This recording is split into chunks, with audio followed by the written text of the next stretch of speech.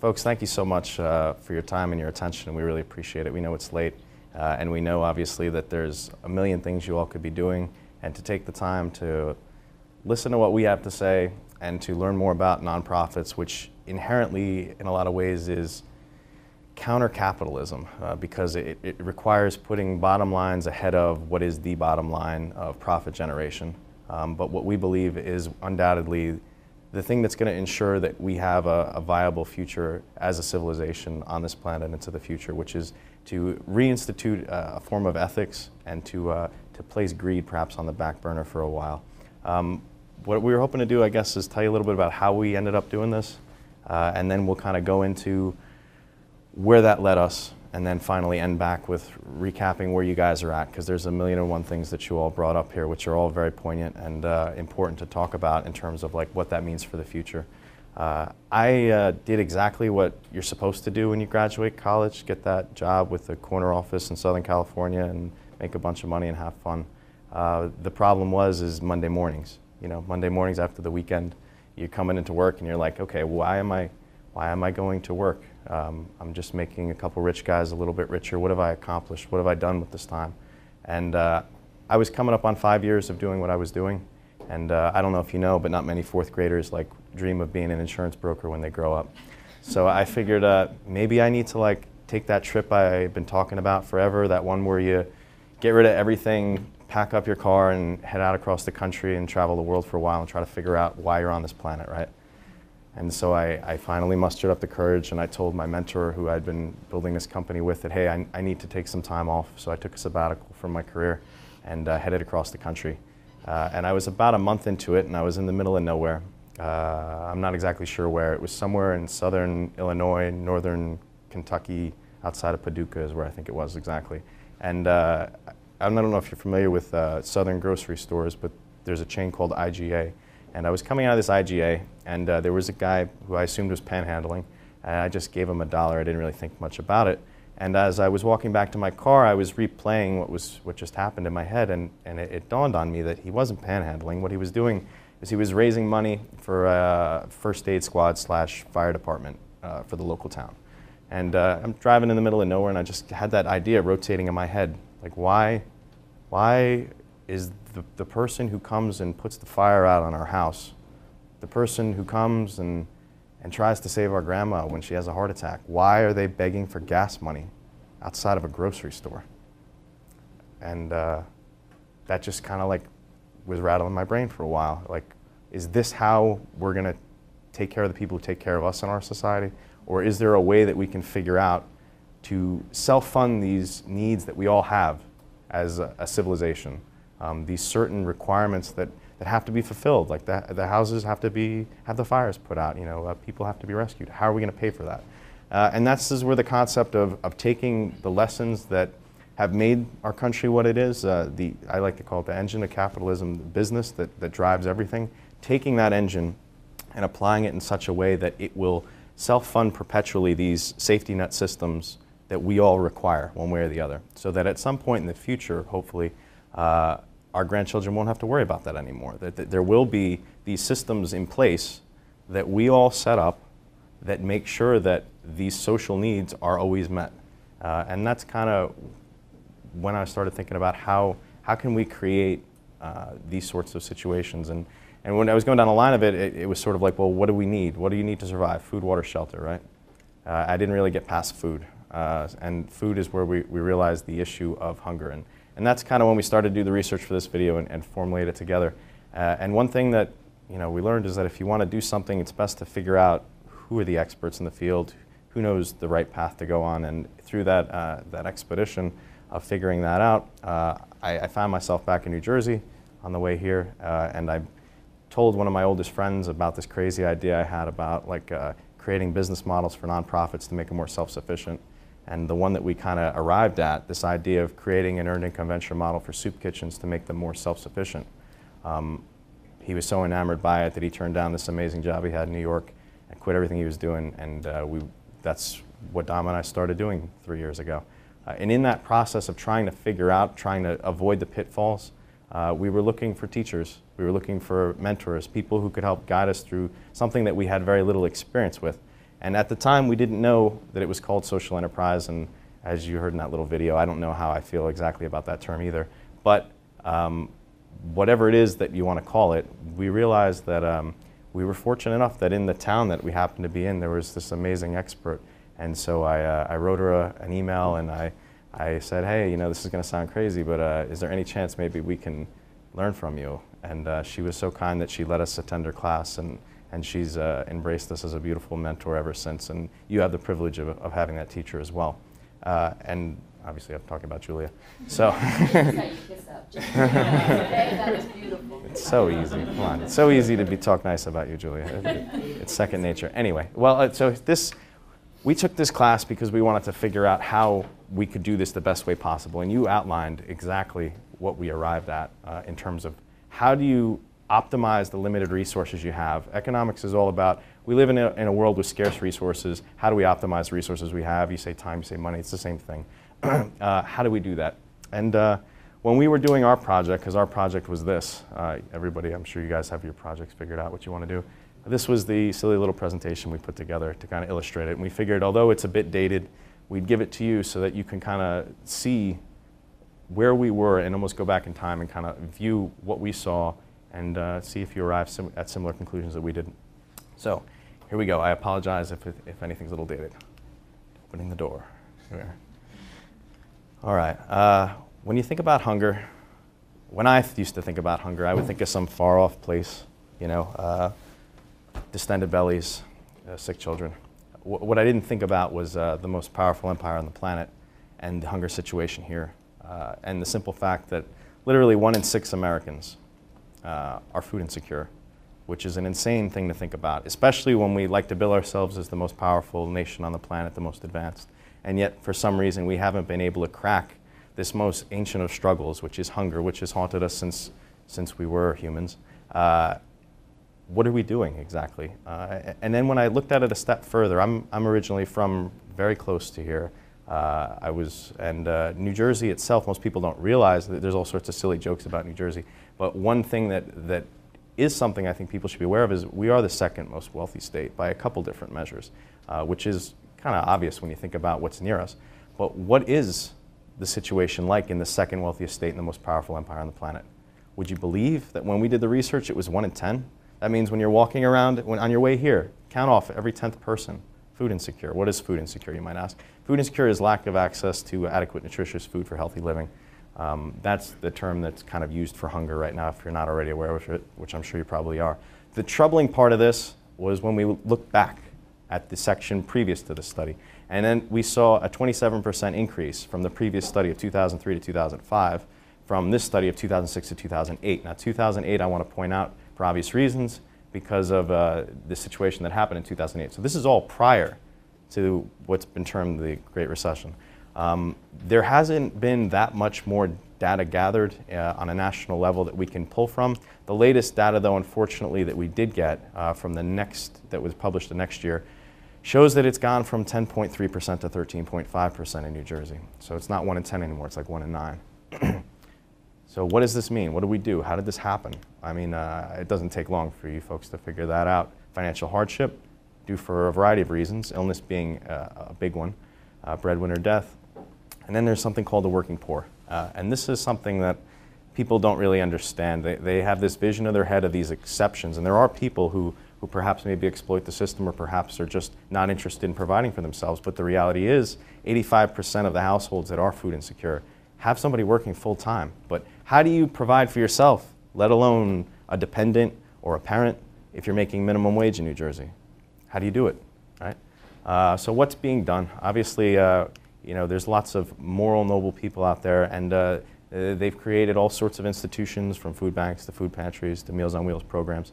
The trouble is that this whole mechanism is ancient in its origins. It's linear in fashion. You have the sources of revenue, in ancient times perhaps nobility, giving to these different organizations, and then they distribute it to the masses. And that might work fine when there's ample wealth to go around for everybody, but what happens when you have a Great Recession or, God forbid, a depression, and you have these worthy causes increasing, and perhaps these might be the very people who were giving over here, they're now over here, so what do we do, right? the linear system doesn't seem to be working right. And when we look at the real data here, it becomes chilling, actually, that we're talking, 46% increases. Where is that going to come from? If you had a business and now all of a sudden you have a 46% increase in costs, how are you going to make up the difference? And that's what we're seeing here. The Mercer Street Friends Food Bank obviously is a local one, and Task was seeing a similar one, which is the soup kitchen for the Trenton area here as well. These same sorts of crazy increases. A lot of people like to say, all right, well, they need food, so let's have a food drive, right? Because that makes perfect sense, and it does. And there's nothing wrong with any act of charity that you want to accomplish. The thing is what's the most effective way to do it? Because we're dealing with limited resources. And let's say you have $1, and you could buy a can of soup and give that to a food drive. But what if you were to just think a little bit differently about using that scarce resource you have and how to optimize its effectiveness?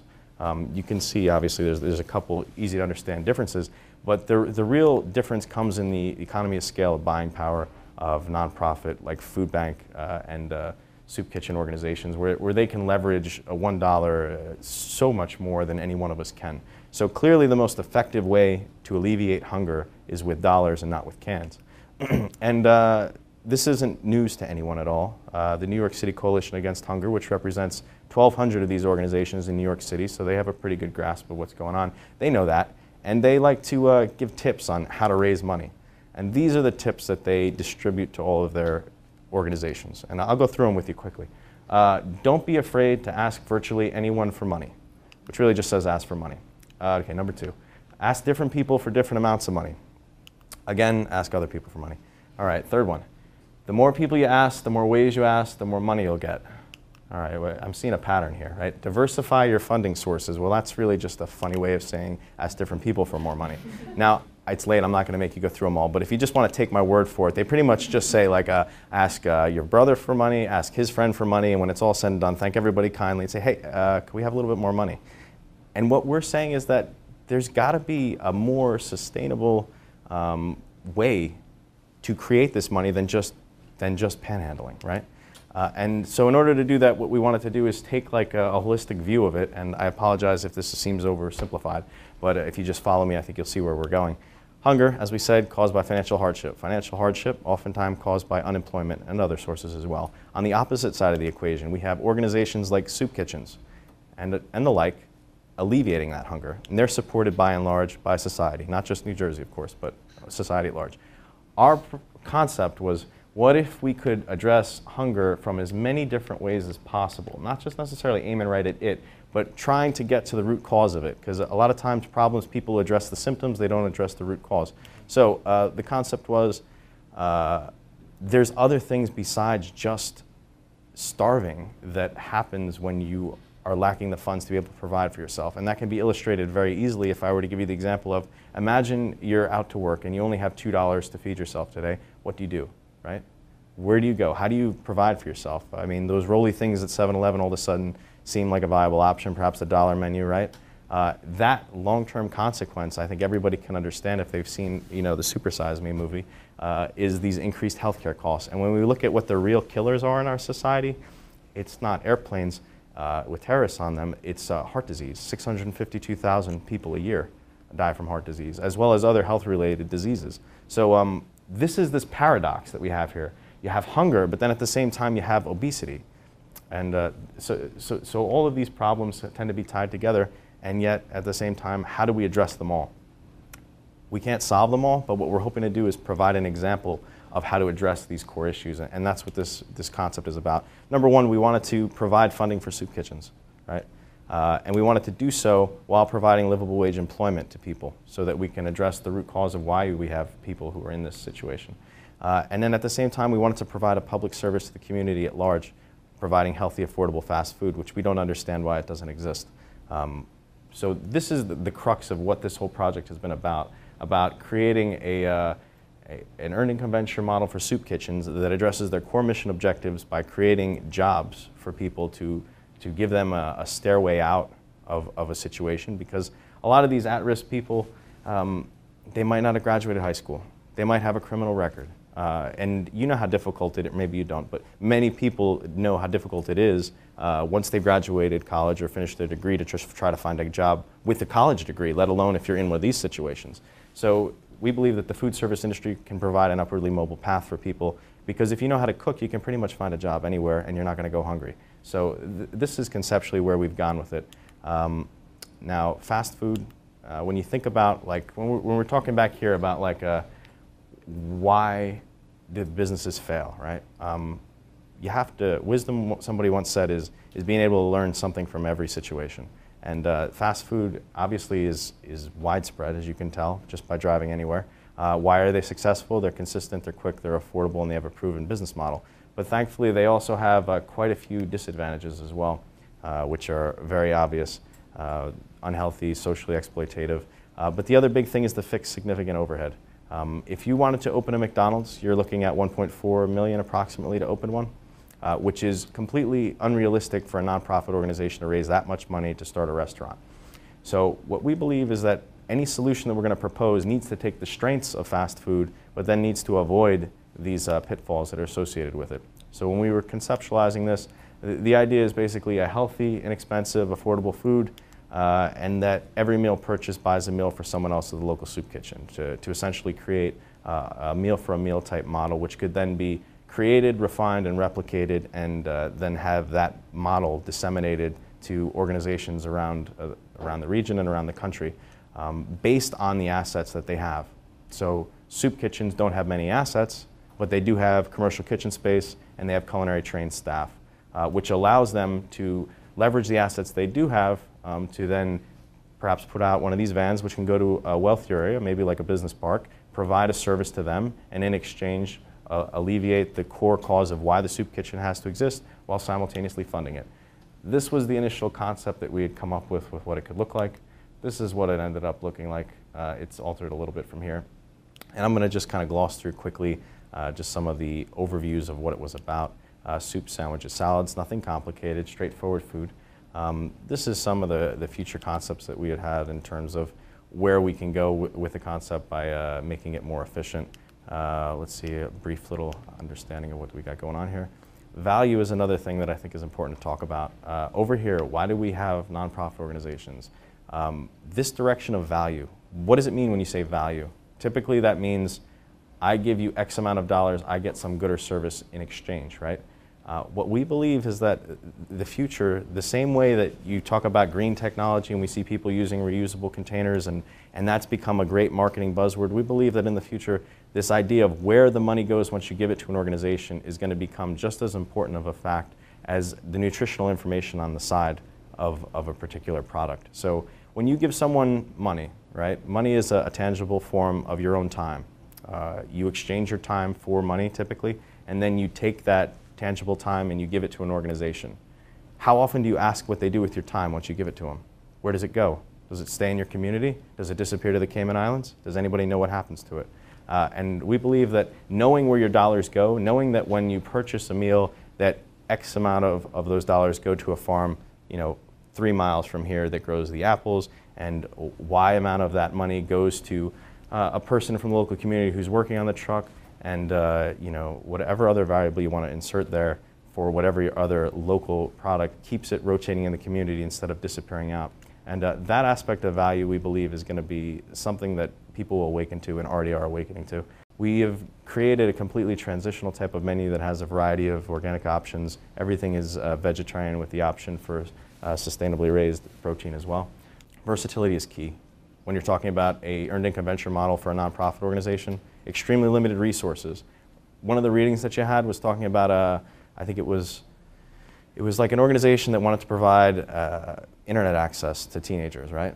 And then they figured, all right, we need to offset that cost, so let's throw in a cafe there. Well, and then they're surprised that it failed. Well, what market research did they do on it? What's the traffic flow at that particular location? Did they do anything with that?